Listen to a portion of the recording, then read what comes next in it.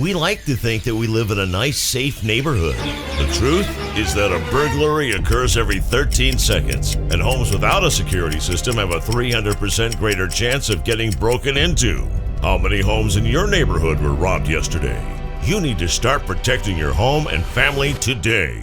Call now to get state-of-the-art protection. To keep your family and property safe, call the number on your screen now.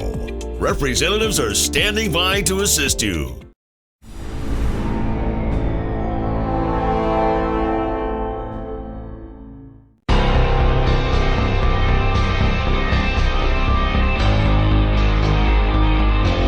The Turnpike Sports Book Report.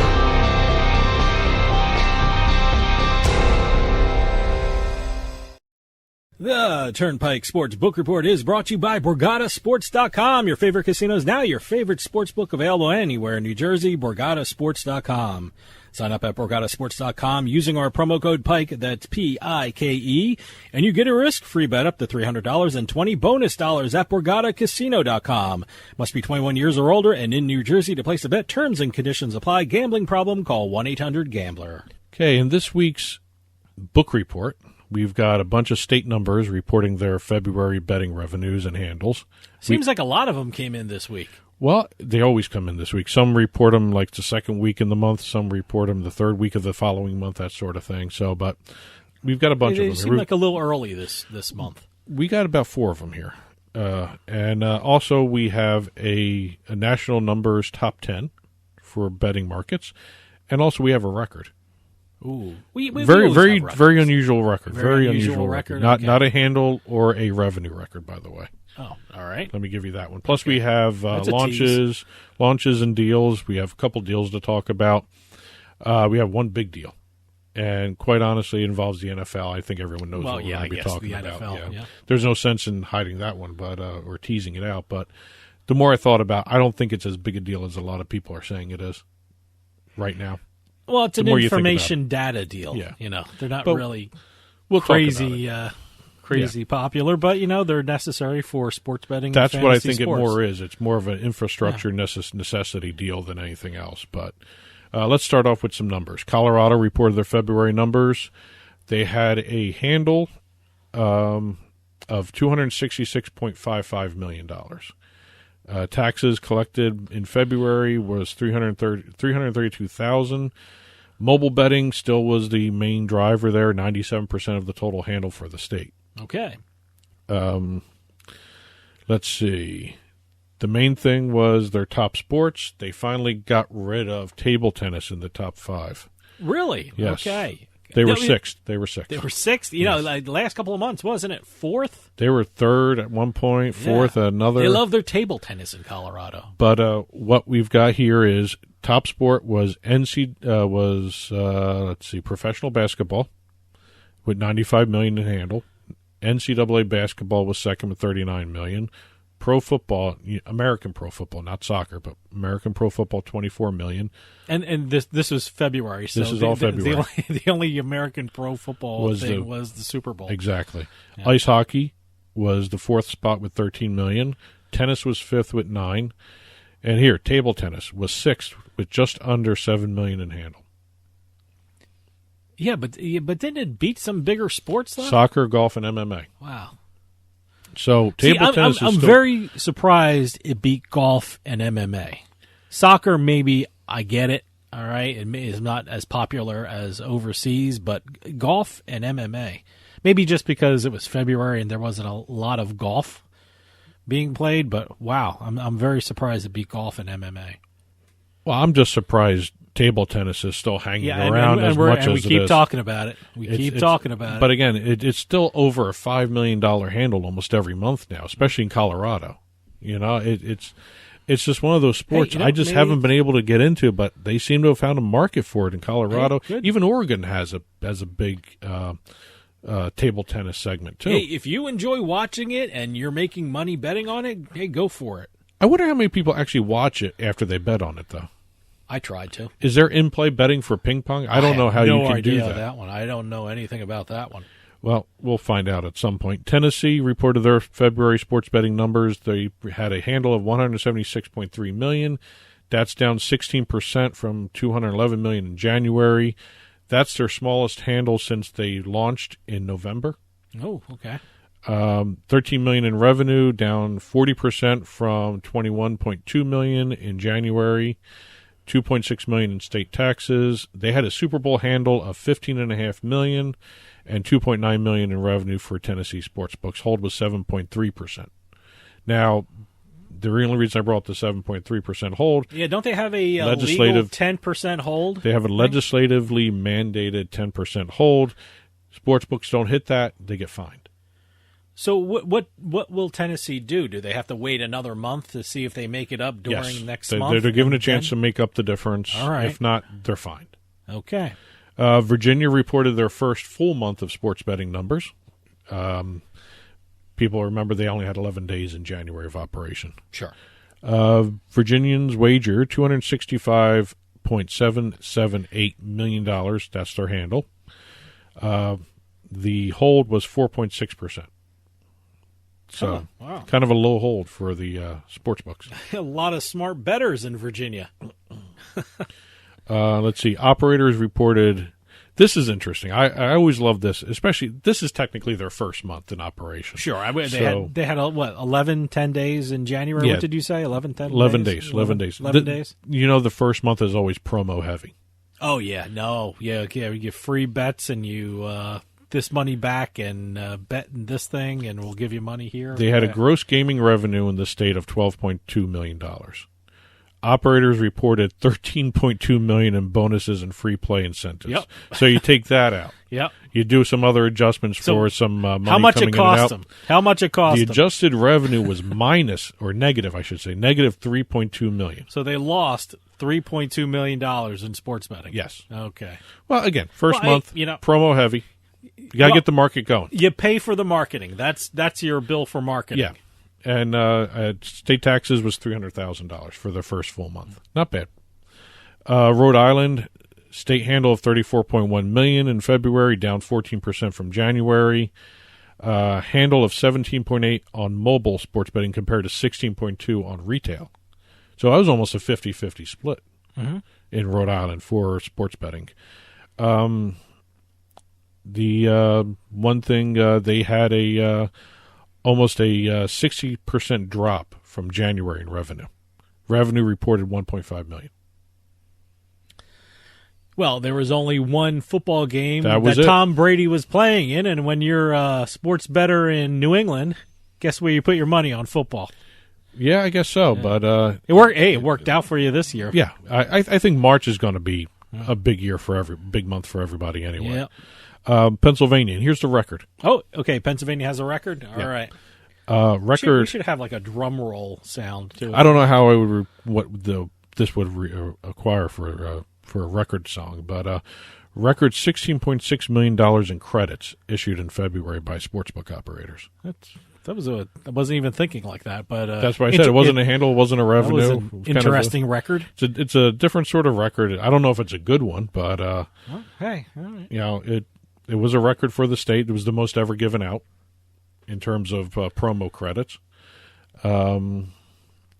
DraftKings has reported total $6.8 million in credits since July, for an average of more than $2 million monthly, because they had the least in terms of offering credits. FanDuel reported the most, $3 million in credits each month since the sport started back up in July. So it's kind of an interesting little record to have there. I don't know if it's a good record, but it's a record. Let's see. Legislation. Let's move over to there. Kind of an interesting situation going on in Maryland with some of their legislation. The Maryland Stadium Authority is now advocating to have the Orioles and Ravens Stadium have a different way of doing the sports betting there. Right now, the law is set up that these two teams can only have sports betting on game days. Wow, that's interesting. Yeah. The Maryland Stadium Authority wants them operating year-round. Well, yeah. Why would you? Well, it's just I'm just saying this is what they want to talk about. That doesn't even make sense. It actually kind of makes sense in terms of And when you first draft it out, it sounds cool. If you want to make money in sports betting, don't have days off. Well, again, it's a matter of do you want the competition? Because Maryland is making competition among minority and small business owners as well as the major sports books coming in. And I think when they drafted this, maybe the thinking was, why add more competition to small business owners and minority business owners for sports betting operations? It still doesn't make sense. It makes sense in a certain way, but again, right. I kind of want to see don't have days off in sports betting. Well, again, it's a matter if you're going to the stadium. If you're not going to the stadium, that's why I think a lot of the thinking was if the Orioles aren't playing there, are people going to go to the stadium? Let me ask you then. But okay, you brought up it. How about if the Orioles are playing away games? That's what I just said. I mean, I don't think stadiums are open when they're not there, are they? I mean, but can you bet on them if they're playing away games? Yeah, but you just have to use one of the other sports books. Oh, okay. They're not shutting down the industry. They're shutting down the stadium. I understand that, but why? I mean, they're not going to shut down the stadium sports books during the season. Why cut these off? That doesn't make sense. Because no one goes to the stadium. They don't. I guess they don't want to open the stadium. Okay, all right. I guess they don't want to open the stadium, but But now, if they want to have them year round, they got to open the stadium. But these aren't. They're inside the parks. But they're inside the. Are they outside? Just like DC. I mean, how DC has the William Hill. Yeah, but they're not completely in the stadium. You have to go inside though, the arenas. But you don't have to go all the way inside the arena. You really want to hire security just for sports bettors? Okay, all right. I mean, I can understand that to a certain extent. With the money you're bringing in, you can hire all the security you want. Then wait till you bring in the money. All then right. You could expand it. Ohio may be inching closer to getting sports betting. They're talking about end of April having a bill finally introduced in that state. I don't know what's taken them so long, but wow. They also were the guys that wanted to have grocery stores doing sports betting too. Okay. So, whenever they introduce it, it'll be a welcome sight. Same thing. Well, you go from one extreme to the other. One state wants grocery stores to do it, and the other state, well, if they're not in the stadium, let's not have betting at the stadium. Yeah, I know. It's weird. It's one realm to another realm. Well, yeah. Also have Arizona, who had a typo in their sports betting bill. Oh, I love typos. What's that? They actually had a sports betting bill phrasing in terms of the amount of people that could attend an event at an auditorium that so that the auditorium can get sports betting licenses. The bill was supposed to read 150,000 attendees. Okay. It came out as 150. Okay.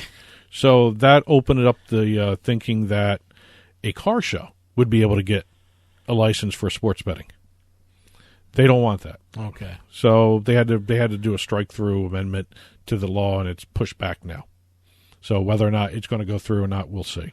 But there was a typo there that, is going to cause a little bit more of a delay for sports betting in Arizona. Wyoming, the bill for sports betting is heading to the governor's desk for signature. So they may be closer than Arizona right now. So as we speak, he could be signing it.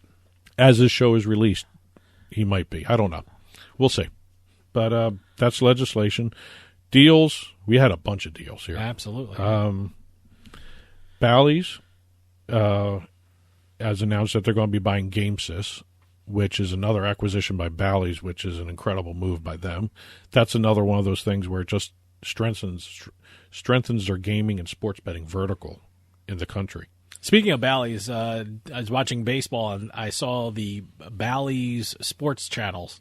When between the, you go innings and they have the Chiron flipping it over to another camera angle, it had Bally's Sports on it. So I made note of that. Well, Bally's launched Bally's Sports Arizona on March 31st. They'll be launching other ones little by little, but right now Bally's Sports Arizona is the only one, as we're taping this, is the only one up and running. Okay, yeah, well, it was the Arizona Diamondbacks. There you go. Diamondbacks. Betway formalized partnerships with 6 NBA and NHL teams. They have deals now with the Brooklyn Nets, the Chicago Bulls, Cleveland Cavaliers, LA Clippers, Golden State Warriors in the NBA. NHL, they've got the Islanders, the Los Angeles Kings, and they are doing deals with a whole bunch of other places, and they'll be announced as they go along. But the interesting part of the deal is they made a deal with a team that has nowhere near any kind of legislation for sports betting, which is Cleveland. Mm-hmm. We just talked about Ohio inching closer and closer, but the Cavs already have a sports betting deal in place. Well, I got to tell you, I saw the Betway. I was checking out the Islanders game, the NHL Islanders game, and I was wondering what the hell Betway was. So it's another sports book. Betway. It's a UK sports book, really. UK sports book. Yeah. Huh? BetMGM did a deal with Detroit Tigers to be their official gaming partner. BetMGM also did a huge deal with Odyssey, I should say. I want to say Audacity. Odyssey, yeah. Odyssey. Well, they were formerly Entercom Communications, yeah, the radio network. So they are now a preferred sports betting partner of Odyssey. They're going to be, integrated content across Odyssey's broadcast sports stations. They're going to be doing some talent combinations between BetQL network that Odyssey had already bought and BetMGM. It's going to be a lot of the BetQL audio network, which is a betting network, digital betting network through Odyssey. They're going to be starting to incorporate a lot more BetMGM stuff. So yeah, I've been hearing that was kind of a big deal. Yeah, no, I listened to what was radio.com, which is now Odyssey. So I've been hearing a lot of they're doing a lot of short features from BetQL and BetMGM. Well, so, that's all part of all this good stuff. stuff. So, but BetQL was an app that Entercom bought last year, and they turned the BetQL audio network, their own sports network, to BetQL network. It's a digital network. They have a bunch of different podcasts and shows there. Great. So BetMGM has that. Now, the big deal that happened, and again, like I said, when I first saw it, the fact that it was the NFL doing this deal with Genius Sports for a sports betting data. It's an exclusive sports betting data deal with Genius Sports. Genius Sports will be providing data and odds to sports books and networks around the world now for NFL games. Great. I just think it's a lot of people have been expecting a big NFL deal coming. I don't think this is it yet. Well, it certainly lays the groundwork. This is the foundation of a pretty big deal, I would think the NFL would have to make in sports betting, just like any league. Sports betting has just become too big of a thing in the sports world, and I think the professional leagues have to get involved with it. I think the big angle of this is Genius Sports is also going to be the gateway for advertising, too. They're going to be handling a lot of the sports betting advertising. Great. For the league. I don't know if this is more UK or U.S. because Genius Sports is a big UK outfit, more so than the United States. A lot of people are more familiar with Genius Sports overseas than they are here, but they are one of the best in the business for data. And it was kind of interesting because now the NFL owns ownership stakes in two of the integrity and data firms out there, Sportradar and also Genius Sports now. So they are really getting into the sports betting in a different sort of way, more ownership, more integrity. And again, I think this was the groundwork deal for further deals coming down the road here. I would think that the next step would be the deal with Caesars. I mean, Caesars is already a partner with the NFL for gaming. Remember, we were seeing walking around Atlantic City, we were seeing signs for the Caesars NFL partnership. They had signs everywhere. I'm anticipating Caesars might be the first sportsbook partner. Well, we'll see. It's going to be fun to watch this. But again, great deal, big deal, earth-shattering deal. I think that's coming, especially with the NFL. Well, that'll do it for us this week. We'll see you next time on the Turnpike.